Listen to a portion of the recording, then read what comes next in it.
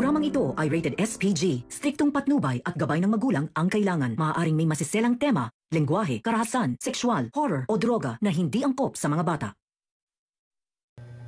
Katapusan na ng kasamaan ng mag-inang Moira at Zoe. Makukulong na nga ba silang pareho? Alamin natin. Welcome back sa aking channel, mga kaganapan sa abot kamay na pangarap. Napaka-intense nga ng mga kaganapan sa abot kamay na pangarap. Nasira nga ang pinakamasaya sanang selebrasyon ni Morgana at Zoe sa pagiging bagong CEO sa Apex ni Zoe. Dahil sa lahat ng revelasyong nagaganap, matapos nga ang pakikipag-usap ni Annalyn kay Nushiji, ay walang kamalay-malay ang mag-inang Moira at Zoe na alam na ni Annalyn lahat sa pagkatao ni Moira. Matapos makipagkita ni Annalyn kay Nushiji sa isang Chinese restaurant upang ibunyag lahat ng sikreto tungkol sa mag-inang Moira at Zoe.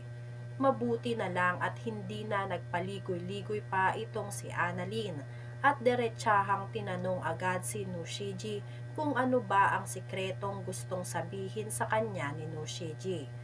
Dito na nga diretsahan ring ibinunyag ni Nushiji ang pagkatao nitong si Morgana Go at kung sino talaga ang tunay na Morgana Go. Nagimbal si Annalyn nang malaman niya na si Nushiji talaga ang tunay na Morgana Go at ninakaw lang ni Moira ang pagkatao ni Nushiji upang makapaghiganti sa pamilya Tanyag.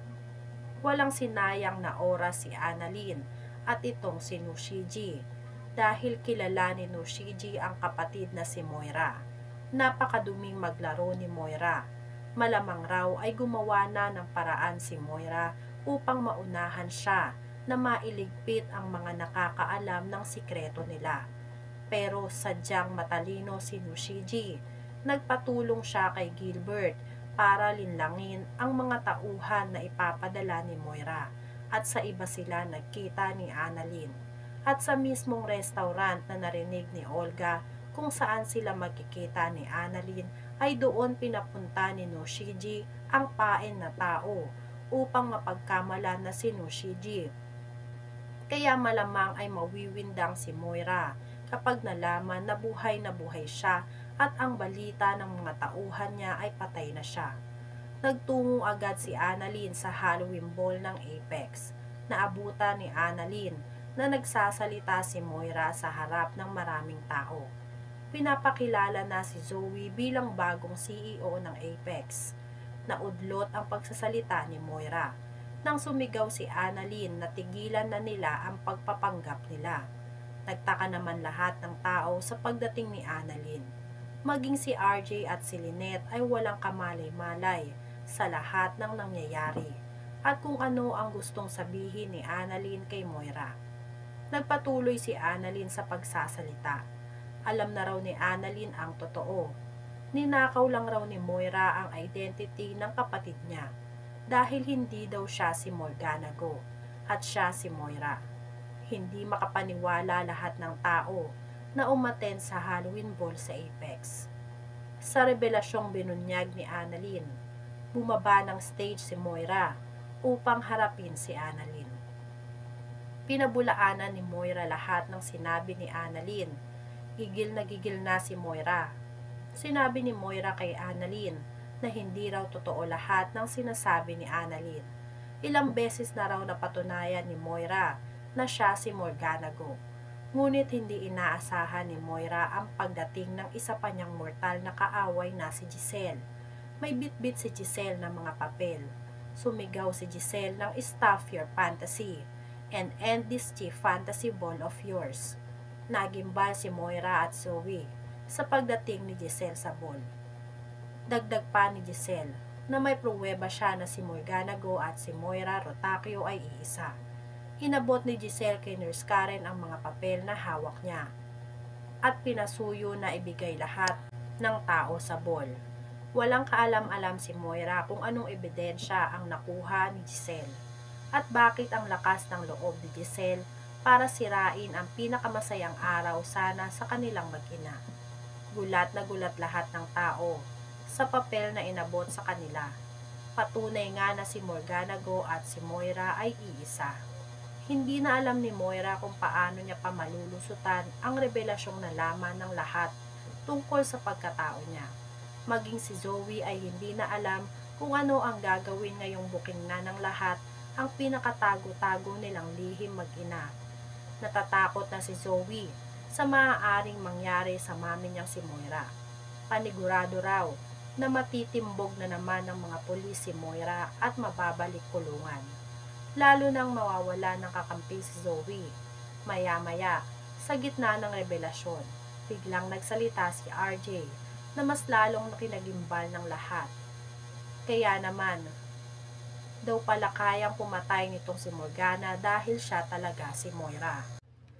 Pinanood ni RJ ang kuha ng CCTV nung araw na nagkritikal ang buhay ni Doc Carlos at nabunyag sa lahat na si Moira talaga ang nagturok ng insulin kay Doc Carlos na naging dahilan para malagay sa alanganin ang buhay ni Doc Carlos.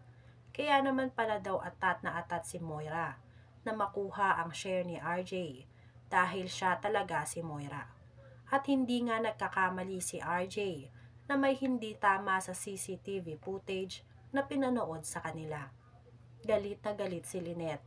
Sinampal niya si Moira sa sobrang galit niya. Pinahiya niya raw si Lynette sa lahat. Tapos siya pala talaga ang tunay na may kasalanan, hindi ang anak na si Annalyn. Sinira pa raw ni Moira ang pangalan ng anak na si Annalyn. Mabuti na lang at nalaman na rin ng lahat ang totoo. At ngayon ay malilinis na nila ang pangalan ni Annalyn sa lahat. At matapos na lahat ng kasamaan nilang mag-ina, ngayong buking na ang pinakatago-tago nilang lihim. Walang alam ang lahat nang nasa bowl na nakatakas na si Doc Carlos. At papunta na si Doc Carlos sa bowl kung nasaan silang lahat. Nautakan ni Doc Carlos ang bantay na pulis dahil nagpanggap si Doc Carlos na may masakit sa kanya. Pero ang totoo ay palabas lang lahat ng yon ni Doc Carlos upang matakasan ang bantay na pulis. Gusto sanang umiksena nitong si Doc Carlos sa bowl, ngunit natatakot naman si Doc Carlos na baka pati siya ay dakipin ng mga pulis. Galit na galit naman itong si Zoe kay Moira dahil hindi sinabi ni Moira na siya pala ang may plano o nagbalak sa buhay ng totoong ama ni Zoe na si Doc Carlos. Pinaniwalaan daw nitong si Zoe si Moira dahil ang akala niya ay hindi magagawa nitong si Moira na pagbalakan ang buhay ng totoong ama niya na si Carlos dahil mahal ito ni Zoe.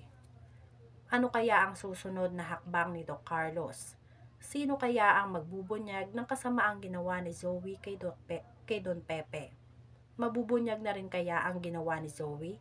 Yan nga ang mga kaganapan at mga dapat nating abangan dito sa Abot Kamay ng Pangarap. Kung gusto nyo pa ng mga ganitong klaseng video ay mag-subscribe at i-like itong video na to. Maraming salamat po. I got you!